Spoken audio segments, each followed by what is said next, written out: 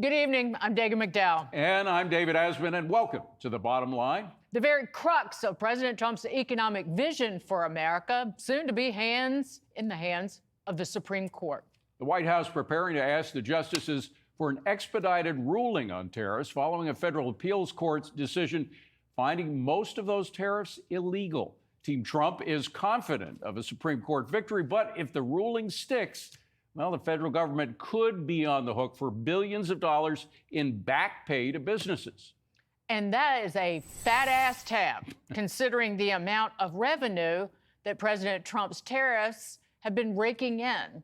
America, we, collecting more than $30 billion just in August alone, bringing total revenue for the fiscal year 2025 to more than $183 billion, according to the Treasury Department.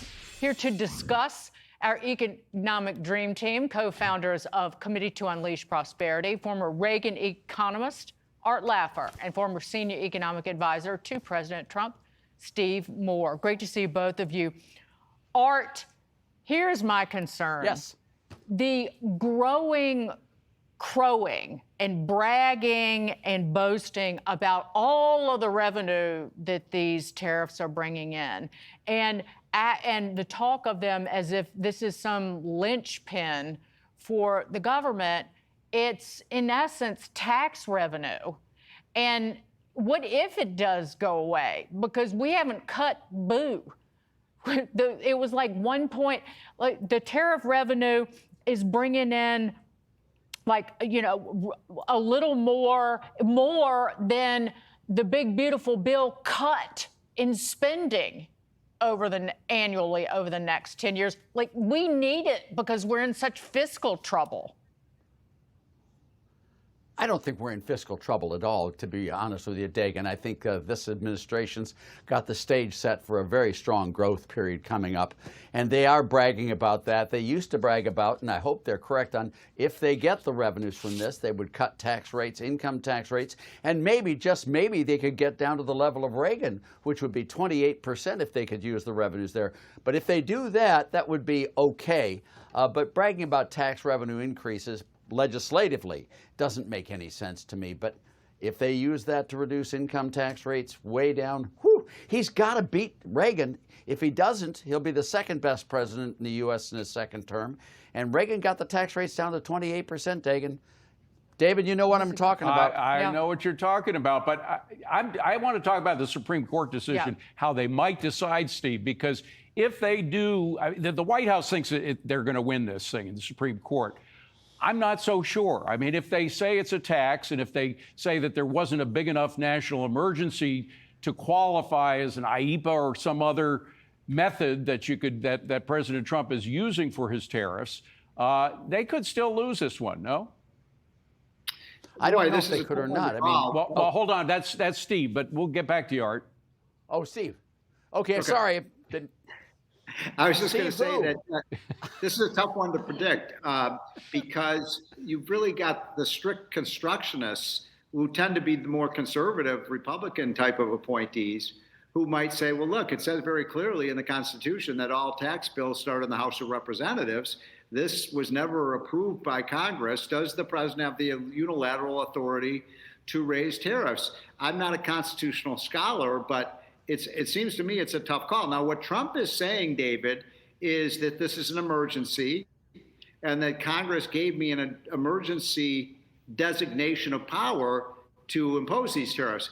Whether or not the courts will uphold that, I don't think anybody really knows. We'll have to see. But I agree with Trump. This will be an extraordinarily important precedent for the court, but also it has huge fiscal implications. $150 to $200 billion in terms of tariff revenues that eventually would have to be returned.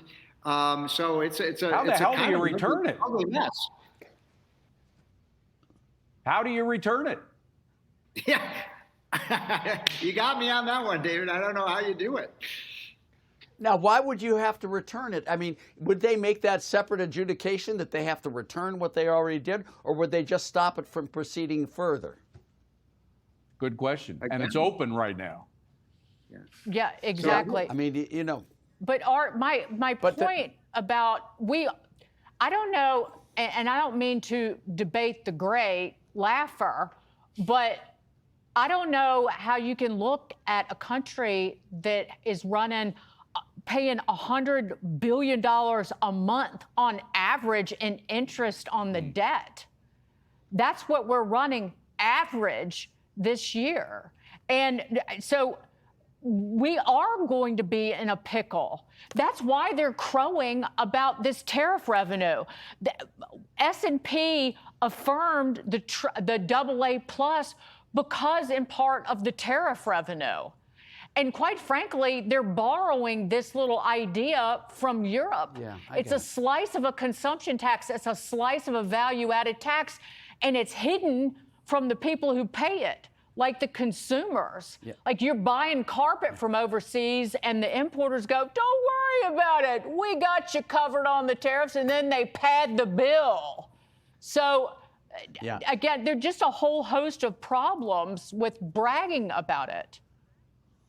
There's only one thing that matters, Dagan, economic growth. As Steve has a beautiful chart that shows at growth rates of 3%, what happens to the deficit and debt, what 3.5%, 4%. He's got these beautiful, beautiful charts. There is the sine qua non of taking care of the debt and deficit problem is economic growth, period. Now, if these tariffs are used to negotiate lower trade barriers, which I think they are, and that we'll get actually lower tariffs and faster economic growth from freer trade. I would love to see that, but frankly, economic growth is the one thing that this administration has to achieve, because if it doesn't, all of these other problems that you're talking about become huge. Economic growth will solve all of these problems, period. Including, Steve, am I right? The problems of the average folks out there who are not quite yet feeling the effects of the growth that's coming. And Steve, you got a great chart pointing all that out, specifically stating how much money, real money, inflation-adjusted money, that the average worker made, or the median worker made over the Trump presidency, and how much they made over the Biden presidency. And tell us what you found.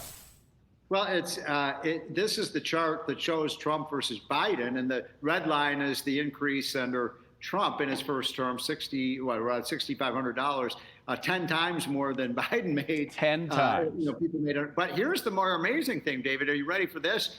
Now, if we include Obama's 8 years in the White House and add that to the amount under Biden, it's still less. So in other words, in 12 years, they had less income generated than 4 years under Trump. Trump's policies worked. They're already working this year. Already, we estimate that the income for the average family is up $1,100 in the first 6 months. Whatever Trump is doing and is helping the middle class, and Arthur's right. Why is that? Because we got more economic growth.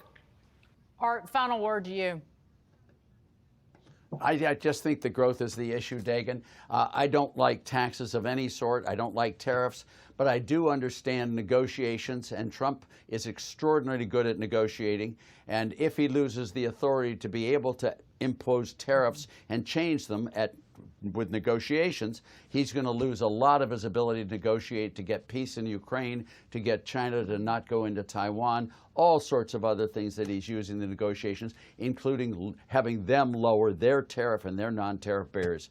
I trust Trump on this all the way, although he scares the heck out of me. Well, you guys are extraordinary as well.